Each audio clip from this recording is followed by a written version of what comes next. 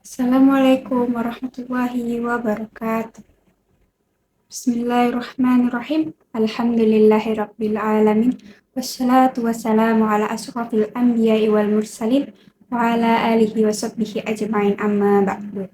Segala puji bagi Allah, Tuhan semesta alam dan rahmat serta keselamatan semoga terlimpah atas paling mulianya Nabi dan Rasul, juga atas keluarga dan para sahabat, serta kepada yang mengikuti mereka dalam kebenaran sampai hari kiamat.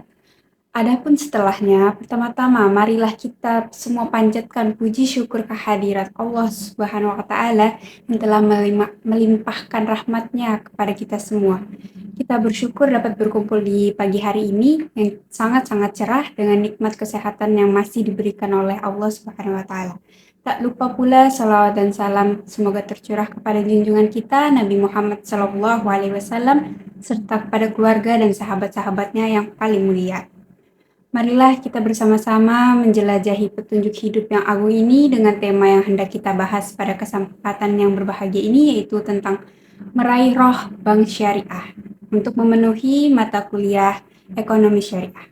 Hadirin yang mulia, orang beriman adalah manusia yang dijanjikan oleh Allah Subhanahu wa Ta'ala sebagai khalifah atau penguasa atau wakil Allah Subhanahu wa Ta'ala di bumi. Janji Allah ini akan menjadi nyata bila mereka teguh, beriman, dan tegar beramal soleh. Satu konsekuensi logis dari kedudukan sebagai wakil Allah yang di bumi ialah orang beriman harus menelaah, memilih, menjabarkan, dan melaksanakan Al-Quran dan Al-Sunnah sebagai amanat Allah Subhanahu wa Ta'ala di atas bumi ini. Kewajiban ini tidak boleh ditawar-tawar atau diragukan. Bila ditawar-tawar atau diragukan, berarti mereka maksiat kepada Allah Subhanahu wa Ta'ala atau berkhianat terhadap amanat Allah. Yang cepat atau lambat, mereka tidak dijamin lagi sebagai penguasa seperti yang disemula dijanjikan oleh Allah Subhanahu wa Ta'ala. Bila amanat Allah Subhanahu wa Ta'ala itu terus dijalankan semaksimal mungkin, maka Allah Subhanahu wa Ta'ala akan menurunkan karunia kemaslahatan, di antaranya berupa keteguhan mengamalkan agama dan kebebasan dari berbagai rasa takut dan was-was, yakni bebas dari rasa takut terkena penyakit, takut miskin, takut kesusahan, penindasan, tipu daya, dan permusuhan. Singkatnya, bebas dari rasa takut dalam kesehatan, ekonomi, hukum, sosial, dan apa saja. Artinya fungsi khalifah berbuah karunia fungsi maslahat. Walladzina amanu minkum wa amilus solihati la yastahlifannahum fil ardi kama stahlafal ladzina min qablihim wala yumakkinanna lahum dinahum alladzi irtada lahum wala yubaddilannahum min ba'di khawfihim amnan ya'buduna la yusyrikuna bi syai'an wa man kafara ba'da dzalika fa ulaika humul fasiqun.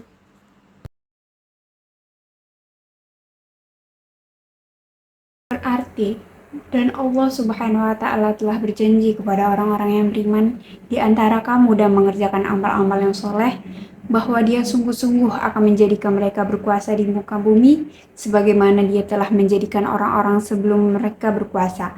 Dan sungguh Dia akan meneguhkan bagi mereka agama yang telah diridhoinya untuk mereka, dan Dia benar-benar akan menukar keadaan mereka sesudah mereka dalam ketakutan menjadi aman sentosa. Mereka tetap menyembahku dengan tiada mempersekutukan sesuatu apapun dengan aku, dan barang siapa yang tetap kafir sesudah janji itu, maka mereka itulah orang-orang yang fasik.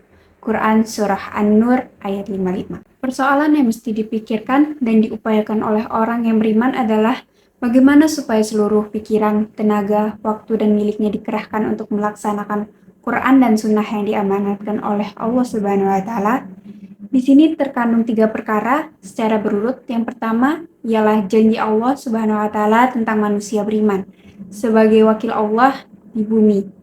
Kedua, kewajiban manusia beriman untuk mengerahkan segala peluang dan kemampuan untuk memenuhi pelaksanaan pilihan sunatullah atau amanat Allah Subhanahu wa Ta'ala di muka bumi.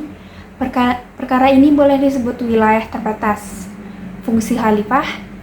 Ketiga, balasan dari Allah Subhanahu wa Ta'ala kepada manusia yang terus dan telah disetia berkorban dalam rangka memikul amanat Allah Subhanahu wa Ta'ala berupa karunia kemenangan dan kedamaian sejati. Perkara ini boleh disebut wilayah tidak terbatas, karunia fungsi maslahah di dunia hingga di akhirat. Perkara pertama dan ketiga adalah wewenang atau urusan Allah. Maka manusia tidak berdaya apa-apa, termasuk tidak berdaya menciptakan kemenangan, kedamaian, dan kemakmuran.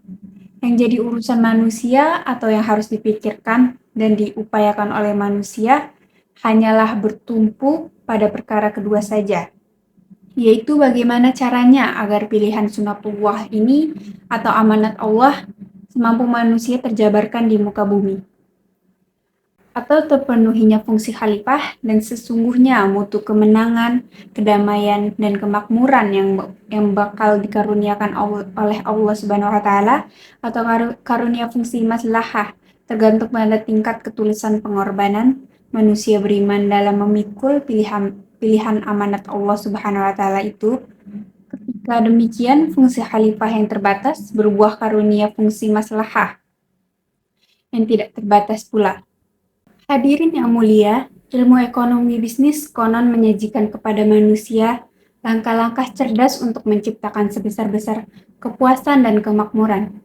Sunatullah membukakan rahasianya kepada manusia, bahwa soal puas atau tidak puas, tentram dan sejahtera, senang atau susah, perkara menang atau kalah, dan semacamnya, seluruhnya adalah urusan Allah, yaitu sebagai akibat atau anugerah dan belasan dari Allah atau karunia fungsi maslahah. Jangan harap manusia akan mendapatkan anugerah kepuasan dan kemakmuran bila sebelumnya mereka tidak berminat berlomba melaksanakan pilihan sunatullah atau fungsi khalifah di muka bumi ini. Mustahil Allah Subhanahu wa Ta'ala ingkar janji, mudah saja menganugerahkan kemenangan, kepuasan, dan kemakmuran sejatinya kepada manusia yang enggan berikhtiar menjalankan amanat Allah di atas bumi ini. Kalaupun ada kemenangan yang mereka peroleh, maka la yuflihud dzalimun, atau kemenangan mereka bukan benar-benar kemenangan, melainkan kemenangan semu. Perhatikan firman Allah Subhanahu wa Ta'ala yang artinya, janganlah sekali-kali kamu terpedaya oleh kebebasan orang-orang kafir bergerak di dalam negeri, dan itu hanyalah kesenangan sementara, kemudian tempat tinggal mereka ialah jahanam. Dan jahanam itu adalah tempat yang seburuk-buruknya. Quran Surah Ali Imran ayat 156-157. Hadirin yang mulia, kalau Anda sholat setelah takbir pembukaan tentu Anda membaca di antaranya Inna sholati wa nusuki wa mayahya wa mamati lillahi rabbil alamin. Bacaan ini artinya begini, sungguh-sungguh sholatku, pengorbananku, hidupku dan matiku hanya untuk Allah Subhanahu wa Ta'ala, Tuhan pengatur seluruh isi alam. Demikian itu janji atau sumpah kita. Berulang-ulang selama hidup, semuanya ini karena dan untuk Allah Subhanahu wa Ta'ala.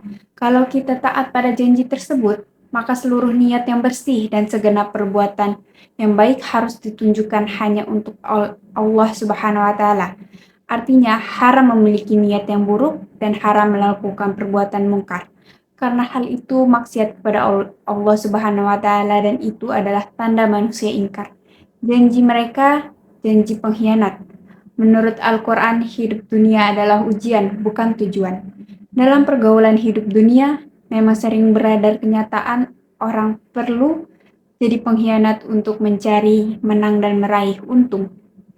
Juga pada kenyataan, orang harus cerdik merancang akal bulus, tipu daya dan tipu muslihat untuk merebut dunia dan kursi. Lantaran hidup dunia jadi tujuan, tetapi bukankah sesungguhnya manusia memerlukan kebenaran? Tidak tergiur semata-mata pada kenyataan? Bukankah memilih di antara kebenaran dan kenyataan adalah pembeda antara tauhid dan syirik, antara iman dan kufur, atau manusia dan binatang? Pemisah antara pemikul amanat dan pelaku pengkhianat?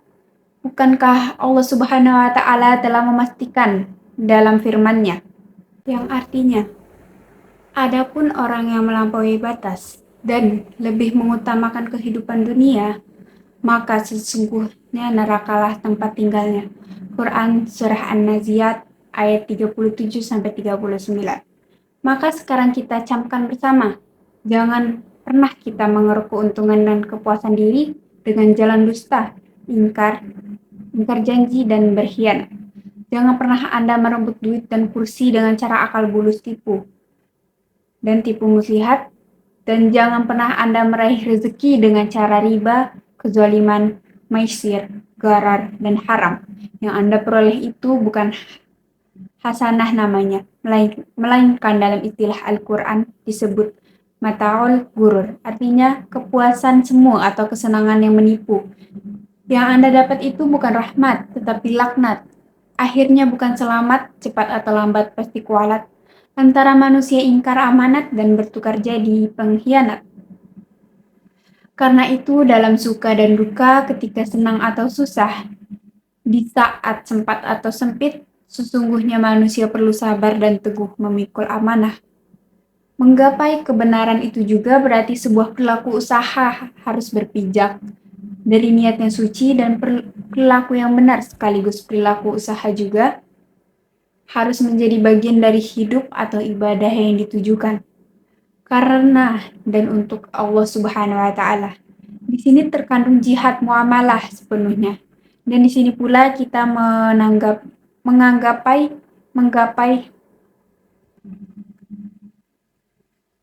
dan di sini pula kita akan menggapai rohnya bank dan transaksi syariah. Akhirnya, bila jihad muamalah telah dimulai, pasanglah niat, sikap, dan perilaku usaha karena pilihan sunatullah sebagai amanat Allah Subhanahu wa taala di atas bumi, yaitu Al-Quran dan Sunnah.